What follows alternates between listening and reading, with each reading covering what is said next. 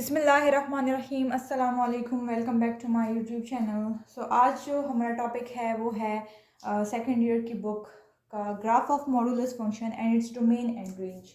सबसे पहले तो हमने क्या करना है, मॉडुलस फंक्शन तो आप लोग को पता है, मॉड हम लोग बचपन से पढ़ते आ रहे हैं। मॉड में हमारे पास हम किसी भी नंबर का मॉड ले लेते हैं, चाहे वो 3 हो या -3 हो। मॉड लेने के बाद वो हमें आंसर क्या देगा, हमेशा हमें एक पॉजिटिव नंबर देगा। चाहे मैं 3 - 3 का मॉड लूं या 3 का मॉड लूं, हमें आंसर क्या मिलेगा, +3। हमेशा आंसर पॉजिटिव में मिलेगा। सो एब्सोल्यूट मॉडुलस का तो आप लोग को पता है। अब हम कहते हैं कि ग्राफ, आप लोग को पता है कि ग्राफ क्या होता है, कि ग्राफ हमारे पास सेट ऑफ ऑर्डर्ड पेयर्स होते हैं, बहुत सारे ऑर्डर्ड पेयर्स तो आप लोग को पता होते हैं कि एक एक्स होता है और एक वाई होता है। जब हम प्लेन में कोई भी ग्राफ ड्रॉ करते हैं तो हम वहां पे एक्स और वाई की वैल्यू पुट करते हैं, तभी हमारे पास ग्राफ बनता है। सो सेट ऑफ ऑर्डर्ड पेयर्स, अब देखिए फॉर एग्जांपल एक जगह मैंने एक्स की वाई की वैल्यू पुट की, यहाँ आई इस तरह, और इनको जब मैं ज्वाइन करती हूँ तो मेरे पास एक ग्राफ बन जाता है। तो ग्राफ हमारे पास जो है ऑर्डर्ड पेयर के सेट होते हैं, ठीक है, जिनसे मिलके हमारे पास ग्राफ बनता है। अब ऐसा फंक्शन मॉडुलस फंक्शन, जो कि मैंने आपको मॉड का अभी समझा दिया, मॉडुलस फंक्शन का हमने क्या करना है, डोमेन और रेंज। ओके, मॉडुलस फंक्शन में कंफ्यूज नहीं होता कोई, कंफ्यूज नहीं होना, कोई भी फंक्शन हमारे पास हो सकता है। फॉर एग्जांपल मेरे पास एक फंक्शन है, f of x is equals to x। ये मेरे पास एक फंक्शन है और मैं इसका क्या ले लेती हूँ, मॉड लेती हूँ, तो ये मेरे पास एक मॉडुलस फंक्शन बने, ठीक है। अब graph of a modulus function, पहले तो हम इसकी ग्राफ पे आते हैं, उसके बाद इसका डोमेन और रेंज पढ़ाएंगे। इस टॉपिक में जस्ट हमें ग्राफ के बारे में डिस्कस करना है और इसके डोमेन और रेंज के बारे में डिस्कस करना है। तो पहले हम ग्राफ की तरफ आते हैं। अगर आप देखें इसका ग्राफ कुछ यूं होगा कि हम अगर x को, आपको पता है कि ये जो f ऑफ x होता है हमेशा हमारे पास y की इक्वल होता है, ठीक है। सो अगर हम x की यहाँ पे 0 वैल्यू पुट करते हैं तो आंसर हमें क्या मिलेगा। For example if x is equals to 0, तो हमारे पास f ऑफ x क्या आएगा, f of 0 is equals to 0 का एब्सोल्यूट। सो ये मेरे पास आंसर आएगा 0, मतलब 0 पे मुझे 0 ही मिल रहा है।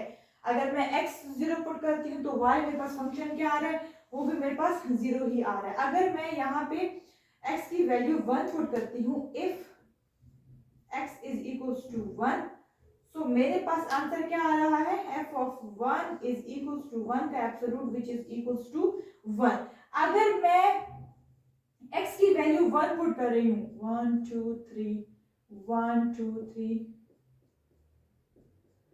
अगर मैं x की वैल्यू 1 पुट कर रही हूँ यहाँ पे, ठीक है, x की वैल्यू अगर मैं 1 पुट कर रही हूँ तो y की वैल्यू भी मुझे 1 दे रहा है, तो ये यहाँ पे ज्वाइन हो रहा है, ठीक है। अब देखिए ग्राफ बन रहा है, बहुत सारे ऑर्डर पेयर से हमारे पास एक ग्राफ बनेगा।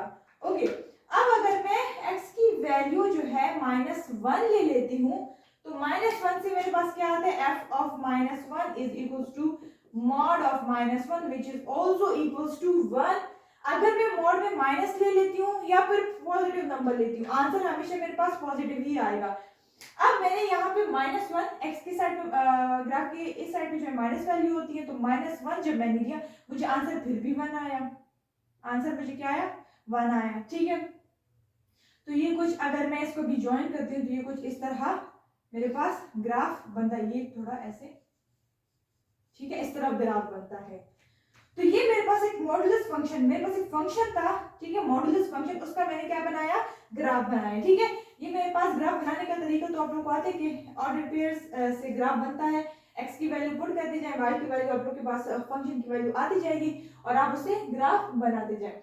अब ग्राफ और मॉडुलस फंक्शन तो हो गया। अब हमने क्या करना है कि इसका डोमेन और रेंज फाइंड करना है। डोमेन और रेंज मैं आप लोग ऑलरेडी बता चुकी हूँ कि वो डोमेन क्या होता है, वो वैल्यूज जो हम एक फंक्शन में x की वैल्यू जो दे रहे होते हैं, ठीक है, इंडिपेंडेंट वेरिएबल की जो वैल्यूज हम दे रहे होते हैं, उन सारी वैल्यूज का जो सेट होता है वो हमारे पास डोमेन होता है, ठीक है। और रेंज क्या होता है, जो हम वैल्यूज दे रहे होते हैं और एंड में आउटपुट जो हमें y की वैल्यू मिल रही होती है, वो हमारे पास क्या होती है, फंक्शन की वैल्यू मिल रही होती है, वो हमारे पास क्या होता है, रेंज होता है। अब जरा इस एब्सोल्यूट फंक्शन में, ये मेरे पास एक फंक्शन है, ठीक है, इस फंक्शन में मैं कौन कौन सी वैल्यू दे सकती हूँ? इसमें मैं 0 भी दे सकती हूँ, 1 पॉजिटिव भी सारे नंबर दे सकती हूँ, नेगेटिव भी सारे नंबर दे सकती हूँ, मेरे पास कोई रिस्ट्रिक्शन नहीं है, ठीक है, कोई भी नंबर मैं दे सकती हूँ। तो इसका डोमेन क्या है? डोमेन इसका होगा, डोमेन जो है वो इसका है, ठीक है, ये मेरे पास इसका डोमेन है, ठीक है। मतलब ये कि मैं पॉजिटिव इंफिनिटी से लेकर नेगेटिव इंफिनिटी तक जितने भी नंबर्स है वो मैं इस फंक्शन में दे सकती हूँ। मेरे पास कोई भी जो है अनडिफाइंड नंबर नहीं आ रहा। अगर मैं -1000 भी देती हूँ तब भी मुझे 1000 दे रहा है, अगर मैं 1000 भी देती हूँ तब भी मुझे 1000 दे रहा है। यहाँ पे इसका डोमेन जो है वो हर एक जो है -इंफिनिटी से लेकर पॉजिटिव इंफिनिटी सारे नंबर, सॉरी ये यहाँ पे पॉजिटिव नहीं होता, माइनस यहाँ से होता है और पॉजिटिव यहाँ पे होता है, ठीक है। ये ओपन इंटरवल है। ओपन इंटरवल का मतलब है कि ये आगे जाते रहे हैं, जितने भी नेगेटिव में जितने भी नंबर आ रहे हैं वो सारे मैं यहाँ पुट कर सकती हूँ। अब रेंज पे आते हैं। सो रेंज में हमने क्या करना है कि अब मुझे आंसर क्या मिल रहा है, आउटपुट क्या मिल रहा है, y की वैल्यू क्या मिल रही है, तो वो मैंने लिखनी है। अब अगर मैं यहाँ 0 पुट करती हूँ तो मेरे पास क्या आता है? आंसर भी 0 आ रहा है। अगर मैं 1 पुट करती हूँ तब भी मेरे पास आंसर जो है 1 आ रहा है। लेकिन अगर मैं -1 पुट करती हूँ तब भी मुझे ये आंसर 1 दे रहा है। मतलब नेगेटिव में तो ये मुझे आंसर ही नहीं दे रहा। नेगेटिव दोस्तों निकाल दे, मैं जितने भी नेगेटिव नंबर्स यहाँ पुट करती हूँ मेरे पास आंसर हमेशा क्या आएगा? पॉजिटिव आएगा। अगर मैं -2 पुट करती हूँ तब भी मुझे आंसर जो है वो 2 दे रहा है। तो इट मींस कि इसका जो रिजल्ट है, रिजल्ट में मुझे कोई भी नेगेटिव नंबर नहीं मिल रहा, हमेशा मुझे कौन से नंबर मिल रहे हैं? पॉजिटिव। 0 से लेकर सारे पॉजिटिव नंबर जो है वो मुझे y की वैल्यू, सॉरी फंक्शन की वैल्यू दे रहा है।